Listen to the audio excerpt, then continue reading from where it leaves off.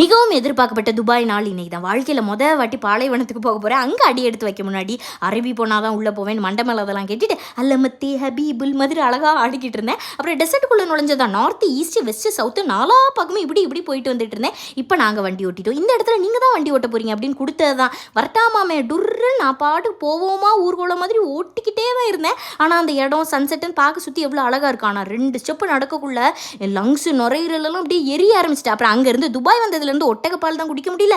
ஒட்டகத்தை பார்த்து சந்தோஷத்தில் கட்டி அணைச்சி ரொம்ப தருமோன்னு சொல்லி கொடுத்துட்டு லாஸ்ட்டாக ஒரு கேம்பில் கொண்டு போய் விட்டாங்க. அங்கே போனதான் மெஹந்தி போடுறது என்ன, பெல்லி டான்ஸு, ஃபயர் ஷோ, நாட்டுப்புற நடனம் ஒரு சைடு போயிட்டு இருக்குது. அப்புறம் நான் இங்கே வந்ததுக்கு நான் அந்த ட்ரெஸ்ஸு போட்டே அவன் போய் போட்டுட்டு போடவே மாட்டேன்னு சொன்னேன். என் கணவர் இழுத்து பிடிச்சி இந்த போடுங்கன்னு பார்த்தா மேரா நாம் அப்துல் ரஹ்மான் மாதிரி தான் இருந்தோம். எங்கள் கூட ஒரு பாகிஸ்தானி ஃப்ரெண்டும் இருந்தாங்களா, அவங்களோட லைஃப் ஸ்டைல், அவங்க ஊரை பற்றி அதெல்லாம் சொல்லி ரொம்ப அன்பாக பேசிக்கிட்டு இருந்தாங்க.